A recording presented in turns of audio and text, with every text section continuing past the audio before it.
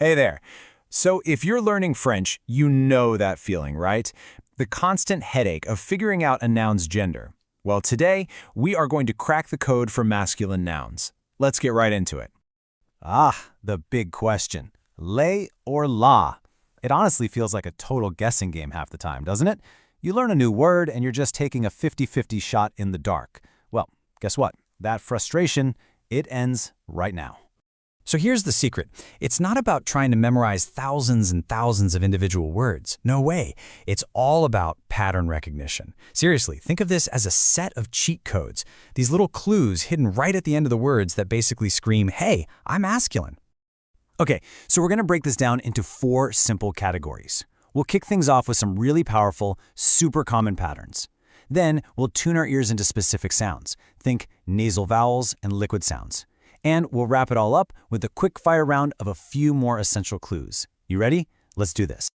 All right, first up, we've got 2 of the biggest, most frequent indicators of a masculine noun.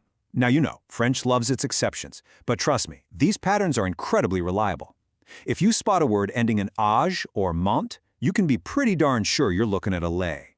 Okay, let's start with age. Listen closely to this sound. First we have le fromage. That's le fromage, which means cheese. And then we have le village, the village. That age sound at the end, that's a huge clue right there. And this pattern holds up for really similar sounds too. For instance, check out le privilège, that's privilege. And if we switch to an O sound, you get le dialogue, a dialogue. You see? It's all about the sound. Okay, now for our other powerhouse ending, ma. This one is just everywhere. It's incredibly common. For example, you have le bâtiment, which is a building. Or how about le traitement, meaning treatment. You see that ending? Just think masculine. All right, let's keep building on this. Our next big category is all about sound. Specifically, those really distinct nasal vowels you hear all the time in French. You know, that sound that kind of resonates in your nose. If a word ends with that sound, there's a really, really good chance it's masculine. Just listen to this. First, le train, the train. And of course, le vin, which is wine. Do you hear that and in sound? The n isn't really pronounced. It just makes the vowel nasal. That right there, that's your signal. And hey, the same exact rule applies here. Take le ballon, the ball. And then there's le nom, which means name.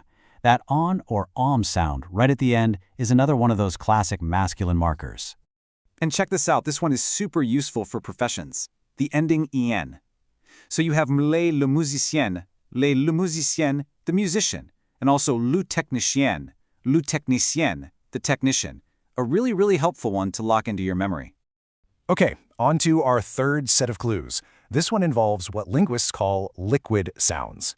It sounds fancy, but it just means words that end with a really smooth L or R sound. These are another fantastic piece to add to our pattern recognition toolkit. Let's kick it off with the letter L. First up, le travail, which means work. Then we have this one, le fauteuil, an armchair. Can you hear that I and sound? Those are really strong masculine indicators. And the pattern just keeps going with other L endings. For example, le journal, the newspaper. And here's one I bet you know, le caramel, which is caramel. See? Simple and super effective. Okay, now let's switch gears over to the R endings. A really common one is ER or IER. So we have le fer, which means iron, and then le panier, a basket. That A sound at the end is exactly what you're listening for. And to round out this whole section, we've got 2 more absolute classics. First, le motard, the engine, and also le miroir, which is a mirror. Seriously, once you start listening for these patterns, you're going to start noticing them absolutely everywhere. All right, you ready? Time for a quick fire round. Let's lock in just a few more essential endings to really complete your toolkit. These are common, they're useful, and they're going to give your confidence a huge boost. First up, the O ending. It makes that O sound. And this one? Oh, it is almost always masculine. For instance, le chapeau, a hat. And then le bureau, which can be an office or a desk. Now here is an amazing tip for you. Words that end in esme are pretty much always masculine. And the great thing is, it's just like in English. Think about it. Le tourisme, tourism. Or le capitalisme, capitalism. This is a rule you can really count on.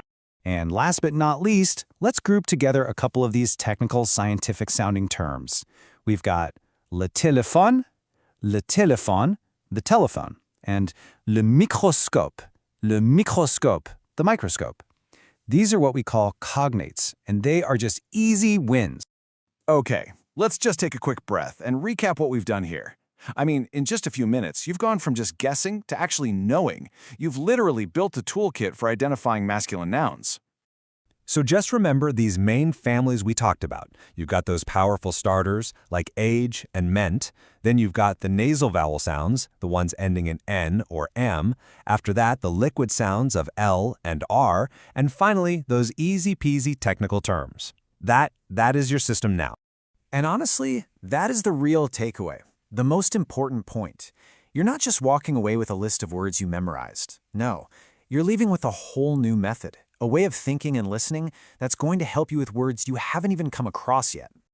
So, there you have it. You've successfully cracked the code for French masculine nouns. And the best part? Similar patterns exist for the feminine nouns too. So, I guess the only question left is, you ready to crack that code next?